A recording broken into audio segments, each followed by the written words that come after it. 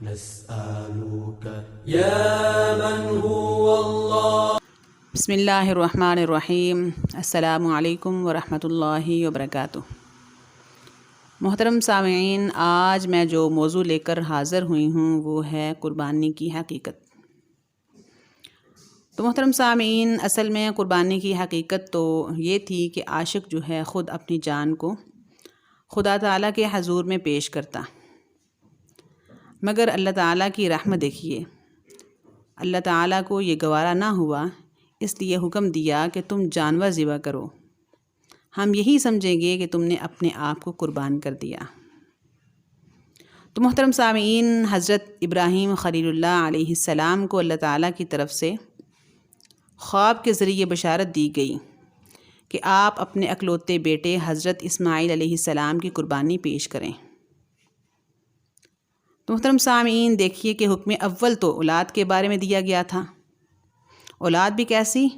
جو اکلوتا فرزند تھا. ایسے بچے کی قربانی کرنا بڑا مشکل کام ہے.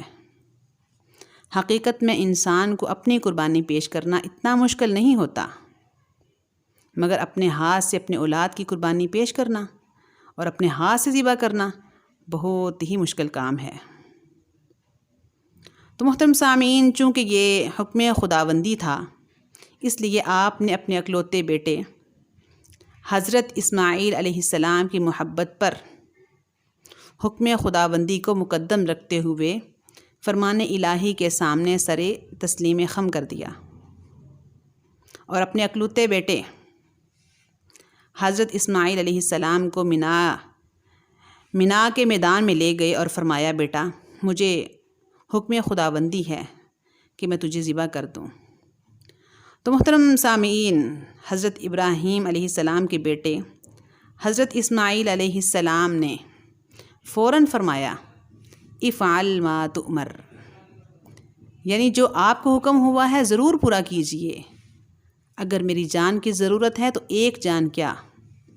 1000 جانیں بھی ہوں تو نثار ہیں. سبحان اللہ. تو محترم سامعین، حضرت ابراہیم علیہ السلام نے جب اپنے بیٹے اسماعیل علیہ السلام کو رسیوں سے پہلے جو ہے رسیوں سے ان کے ہاتھ پاؤں باندھے، پھر چھری جو ہے وہ تیز کی. اب بیٹا بھی خوش ہے کہ میں خدا کی راہ میں قربان ہو رہا ہوں، ادھر باپ بھی خوش ہے کہ میں اپنے ہاتھ سے اپنے بیٹے کی قربانی پیش کر رہا ہوں. چنانچہ حکم خداوندی کی تعمیل میں اپنے بیٹے کی گردن پر جو ہے چھری چلا دی. تو محترم سامعین، جب چھری جو ہے کند ہو گئی تو اس وقت حکم الہی ہوا، قد صدقت الرؤیا انا کذالک نجزی المحسنین، بے شک آپ نے اپنا خواب جو ہے وہ سچ کر دکھایا، ہم نیکوکار لوگوں کو اسی طرح جو ہے وہ جزا دیا کرتے ہیں. اب ہم اس کے عوض جو ہے جنت سے ایک مینڈا بیچتے ہیں اور تمہارے بیٹے کی جان کے عوض جو ہے ایک دوسری جان کی قربانی مقرر کرتے ہیں. چنانچہ اسی دن سے بھیڑ، دمبا، مینڈا، اونٹ، گائے، بیل اور بکری وغیرہ جو ہے اس کی قربانی کے لیے جو ہے بدلے میں گویا یہ جانور مقرر ہو گئے. تو محترم سامعین، جمہور اہل اسلام کے نزدیک قربانی ہر مسلمان مرد عورت پر فرض ہے، واجب ہے، جو مقیم ہو، غنی ہو، مالدار ہو، یعنی نصاب کا مالک ہو، اگرچہ نصاب جو ہے وہ نفع مند نہ ہو. تو محترم سامعین، قربانی نہ کرنے پر جو وعیدیں آئی ہیں احادیث میں، وہ احادیث بھی آپ لوگوں کے جو ہے میں خدمت میں پیش کرتی ہوں کہ حضرت ابو ہریرہ رضی اللہ عنہ سے روایت ہے کہ رسول اللہ صلی اللہ علیہ وسلم نے ارشاد فرمایا، جس کے پاس گنجائش ہو اور اس کے باوجود وہ قربانی نہ کرے تو وہ ہماری عیدگاہ کے قریب بھی نہ آئے. تو محترم سامعین، پوری ملت اسلامیہ شریعت کا ایک اہم شعار اور حضرت ابراہیم علیہ السلام کی یادگار منا رہی ہو اور سنت نبی صلی اللہ علیہ وسلم کو پورا کر رہی ہو اور انہی میں سے ایک شخص جو ہے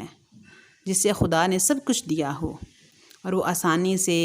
اس اہم سنت میں حصہ بھی لے سکتا ہو، اس کے باوجود لاپرواہی کر رہا ہو، تو اس کو کیا حق حاصل ہے کہ سب مسلمانوں کے ساتھ مل کر وہ عید منائے؟ تو محترم سامعین، اب یہ بات ہے کہ قربانی کا نصاب کیا ہے، یعنی قربانی کا نصاب اور زکوٰۃ کا نصاب کیا ایک ہے؟ تو آج میں جو ہے آپ سے قربانی کے نصاب کے بارے میں بات کروں گی، تو انشاءاللہ اس کے بعد جو ہے وہ اگلے دفعہ جو ہے میں زکوٰۃ کے اور قربانی کے نصاب میں فرق جو ہے وہ واضح کروں گی۔ تو محترم سامعین، ہر مسلمان مرد عورت جو ایام قربانی میں قرض کو الگ کر کے 7.5 تولہ سونا یا 52.5 تولے چاندی کا مالک ہو، یا اتنی رقم اور کرنسی کا مالک ہو جسے 7.5 تولہ سونا یا 52.5 تولہ چاندی خریدی جا سکتی ہو، اس کے پاس مال تجارت ہو، زمین ہو، پلاٹ ہو، مکان ہو، اسی میں جو ہے وہ شامل ہیں، جس کی قیمت 7.5 تولہ سونا یا 52.5 تولے چاندی کی قیمت کے برابر ہو۔ تو محترم سامعین، مذکورہ اشیاء تھوڑی تھوڑی ہوں، یعنی کچھ کرنسی ہو، کچھ چاندی ہو، کچھ سونا ہو یا مال تجارت وغیرہ، ان سب کی قیمت 7.5 تولہ سونا یا 52.5 تولہ چاندی کے برابر ہو۔ مذکورہ اشیاء کے علاوہ ضرورت اصلیہ سے زائد کچھ سامان ہو جس کی قیمت 7.5 تولہ سونا یا 52.5 تولہ چاندی کی قیمت کے برابر ہو، تو ان سب پر قربانی واجب ہوگی۔ تو محترم سامعین، میں نے ضرورت اصلیہ جو لفظ بولا ہے، اس سے کیا مراد ہے یہ میں آپ پر واضح کر دوں۔ ضرورت اصلیہ سے مراد وہ ضروری اشیاء ہیں جو جان یا عزت اور آبرو سے متعلق ہوں، یعنی ان کے پورا نہ ہونے سے جان یا عزت اور آبرو جانے کا اندیشہ ہو، مثلاً کھانا ہے، پینا ہے، کپڑے پہننا ہے، رہنے کا مکان، اور اہل جو تجارت ہیں ان کے پیشہ کے اوزار وغیرہ جو ہیں ان کے لیے ضروری ہیں۔ باقی جو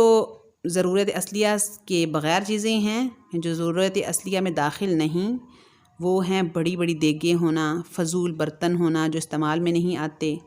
اعلیٰ قسم کا سامان ہونا، فضول سامان، اعلیٰ قسم کے قالین یا لیپ ٹاپ، اعلیٰ قسم کا موبائل اور کمپیوٹر، ٹی وی، ایسی چیزیں جو ہیں، قیمتی اشیاء جو ہیں، یہ ضرورت اصلیہ میں شامل نہیں ہیں، اس لیے ان کے مالک پر قربانی واجب ہوگی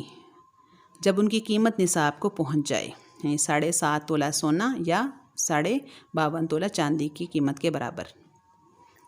تو محترم سامعین، رہائشی مکان کے علاوہ دوسرا مکان اگر ملکیت میں ہو تو وہ ضرورت اصلیہ میں شامل نہیں بلکہ ضرورت سے زائد ہے، لہٰذا ایسے آدمی پر جو ہے وہ قربانی واجب ہونے میں اس کی قیمت کا اعتبار بھی ہوگا۔ تو محترم سامعین، اگر ایک ہی ذاتی مکان ہے لیکن وہ کرائے پر دے رکھا ہے، یعنی جہاں اس کا کاروبار ہے، جہاں اس کی ڈیوٹی ہے، ملازمت ہے، وہاں پہ وہ اس کا مکان نہیں بلکہ کسی اور شہر میں اس کا اپنا ذاتی مکان ہے، وہاں مجبوری کے تحت وہ جو ہے کرائے پر رہ رہا ہے، تو اس صورت میں ذاتی مکان بھی ضرورت سے زائد اشیاء میں شمار ہوگا۔ تو محترم سامعین، ٹی وی، کمپیوٹر، لیپ ٹاپ، مہنگے موبائل